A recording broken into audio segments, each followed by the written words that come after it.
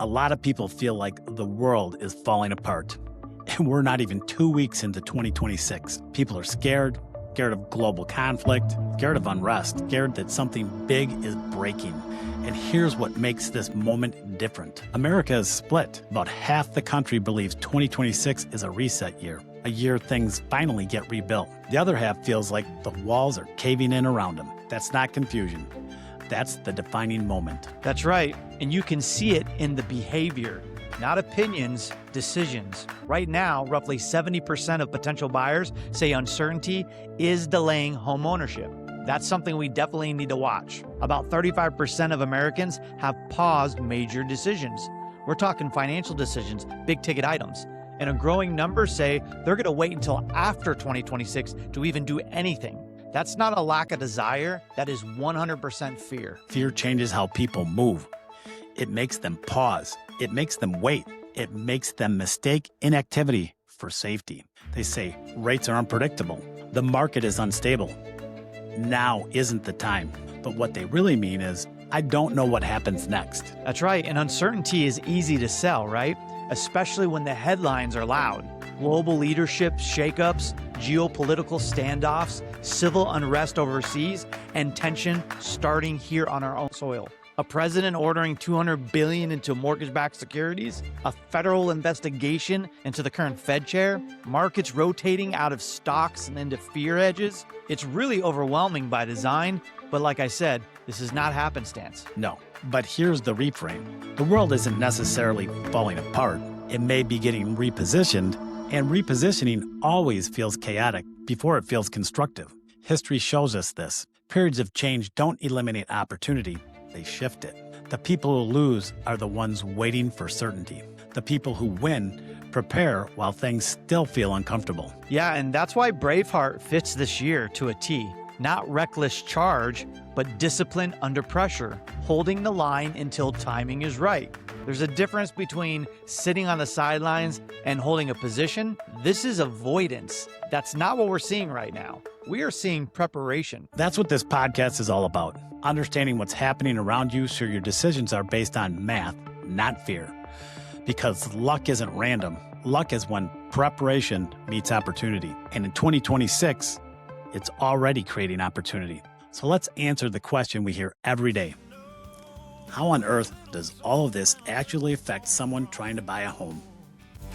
It's the Mortgage 101 podcast where real talk meets home at last. When we talk about global events, people ask, how does this affect me buying a home? That's a fair question. Anthony, help me break this down. Yeah, let's start with Venezuela. When energy-producing countries destabilize, oil gets volatile. Oil volatility affects inflation expectations, and inflation expectations move the markets.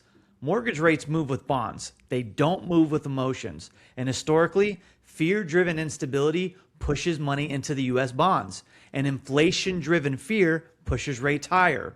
Right now, fear is geopolitical. It's not demand-driven, and this is what's mattering right now. Now, what's happening in Greenland? This isn't about ice. It's about shipping lanes, rare earths, and military positioning. When major powers compete over land, global capital always looks for safety. And safety means treasuries, and treasuries support mortgage bonds. That helps housing people more than you realize. That's right. And it's the same dynamic with Iran. 50 years ago, Iran was modern and Western aligned. What we see today is decades of pressure now surfacing. That instability affects global energy markets, and again, it drives capital into the U.S. debt.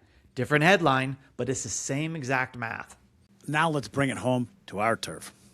When President directs $200 billion in mortgage-backed securities, spreads tighten immediately, 10 to 15 basis points, with more projected.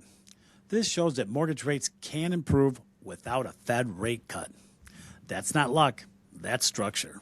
And dying in your beds many years from now, would you be willing to trade all the days from this day to that for one chance, just one chance, to come back here and tell our enemies that they may take our lives, but they'll never take our freedom? Policy intervention? It's not what you think. This is not your parents' market. They had long, wide windows, long runways. They had affordable prices. This generation, not so much. They have a much smaller window.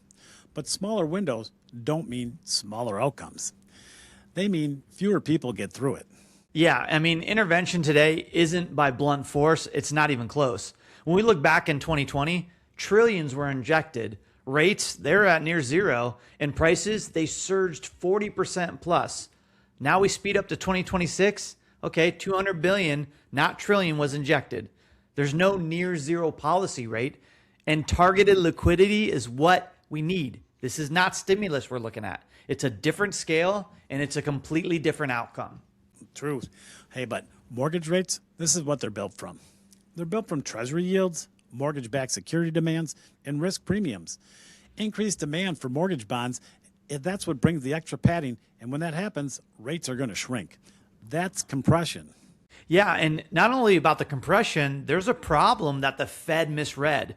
This spending that we saw happen in 2025, it wasn't from savings. It was from credit. In fact, credit card balances rose roughly 10 to 12% year over year, pushing the total balances way past 1.3 trillion with a T. That is not strength here. This is leverage, and this is borrowed leverage. Now that leverage is catching up with us. And one change we may see in 2026 is pressure on credit card companies, including talk of temporary rate caps near 10% to give consumers some runway. That matters for future buyers, and we'll talk about that next.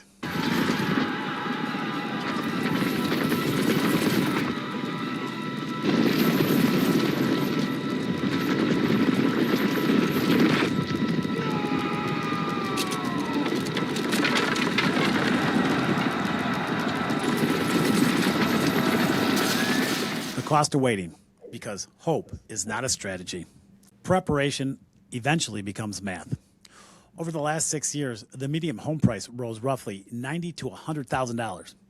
Not because of bad decisions, but because time passed.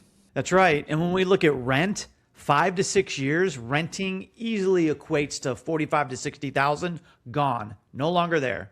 No equity and zero leverage. Waiting isn't neutral, it's just expensive. Even modest depreciation, 2 to 3% annually on a $400,000 home, that's roughly $8,000 to $12,000 per year. You don't need a boom for waiting to cost you. That's right. And holding the line in 2026, this basically means 4 things. Number 1, you better be fully approved, not just pre-approved. Number 2, you got to know your numbers. They need to be exact.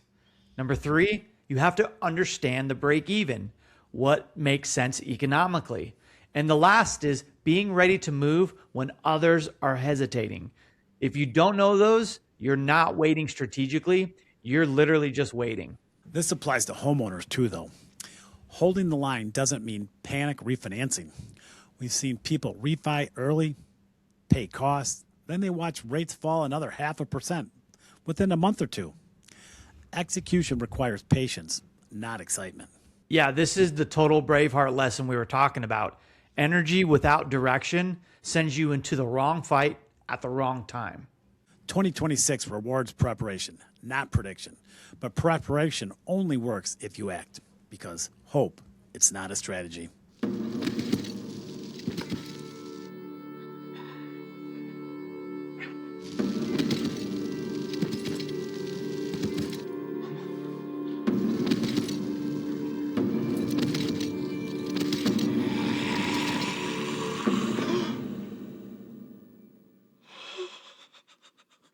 All right, let's jump into the ever-popular rate prediction tracker.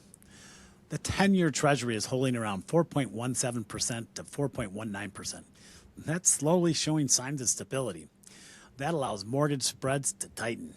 That's right. And after the 200 billion MBS directive, spreads tightened about 10 to 15 basis points. That's why mortgage rates dipped, and that was without a Fed cut.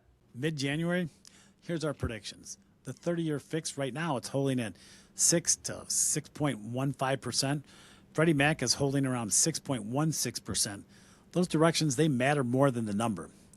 Here's what I'm predicting for 2026: a small range between 5.25% and 5.5% by year end. What are you thinking about, Anthony? So I'm a little bit more aggressive than you. I'm thinking we touch the four handle by the end of 2026, 4.75 to 5.25. I think during this volatility that we're seeing, this window, we're going to see a four handle. You know, Anthony, I'm not too far off of your thought process on there, and we do have an awful lot of volatility this far, 2 weeks into January. There's a lot of moving parts, and if this continues on for the remainder of the year, I think you're probably more right than I am that we're going to see a four handle. Right now, I'm thinking this is going to cool off, but either way, in January, it's building the foundation. Hey, we're getting a position. Don't guess. Yeah, not only that, I feel like if we were to think of, the market as an amusement park, it's like we're stepping into Six Flags right now. The roller coaster of activity and volatility. And like you said, we're only 2 weeks into January. It feels like, oh, we're halfway through the year. No, we're halfway through month one. So, I mean, just imagine we got 11 and a half months left of 2026. And there's a lot on the table that could change and definitely affect this market. Either way, this is going to be a play-by-play, week by week, month by month. It is not going to be a set and forget it. And hey, we should be kind of steady and on course. There is no course other than left, right, up, and down with this of what we're seeing right now. It's funny that you bring that up because there's something that's been going through my mind as we've been talking about what we're going to, bring to our show this week. And it just keeps coming back. And the whole circus, the amusement park thing really cracks me up because in a perfect world, we'd have that guy Zoltan, that game where you come up and you pull the lever and it spits out the ticket and tells you exactly what's going to happen. Unfortunately, we don't have that shit. I'm thinking more of a game of like Chutes and Ladders because it's like as soon as we think we're going somewhere, it's like, zzz, or even Mousetrap. It's like you never know what's around the corner and it could put you back to square one. Hopefully that's not what we're seeing because we're seeing a lot of momentum right now in the markets, right? We're seeing a lot of good forward motion. Although I did see that JP Morgan Chase said that they now are seeing a rate increase for 2027. And so I was like, interesting. Yeah, we haven't gotten too deep into the weeds on the $200 billion that just got, put out to us that we're going to be spending on mortgage-backed securities. But we haven't touched this crazy word, but I really feel like it's a telltale sign that quantitative easing is coming back, and we could see, that's where I'm strongly in belief that we could see that four handle that you're talking about. The thing that shocked me on that is the audacity that these economists that are running the system, right? They run the system of the American economy. And inflation is not sticky, right? It is staying. And the fact that they're already talking about raising the rate, this economist for JP Morgan, I mean, talk about, in my opinion, egg on his face. We're starting to see some traction here, and he's trying to dim the lights. Like, dude, read the room. Like, I'm surprised we don't see people attacking that dude going, what kind of world are you in that you think we got to raise the rates after what we've been through and what we need to get to? So I thought that was extremely interesting when I read that on Reuters this morning. I was like, that's weird, and I hope someone eats that dude alive. Yeah, Reuters does give good information. Awesome. Meet me at the Grove. Right.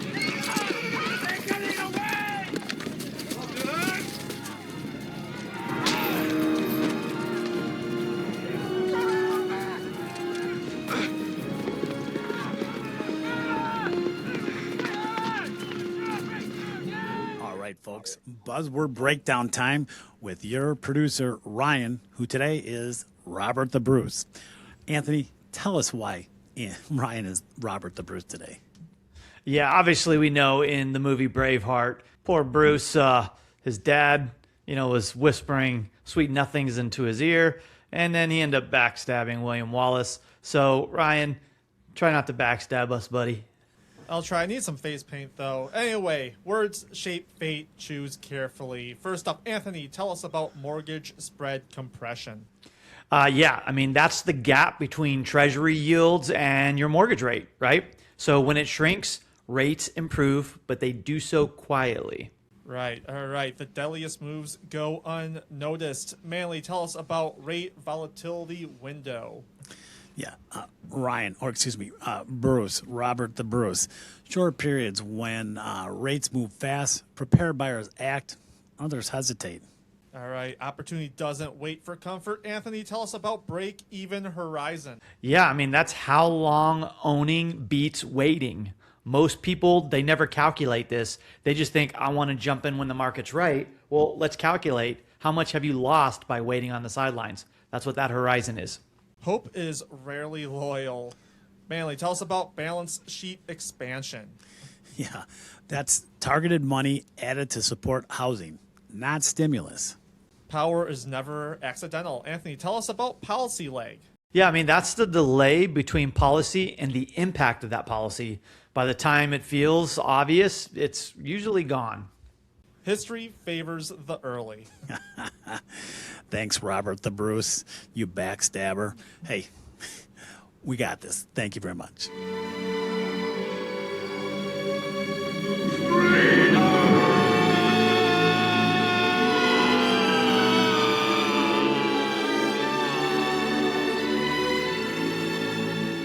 All right, folks, final thoughts. 2026 isn't asking you to predict.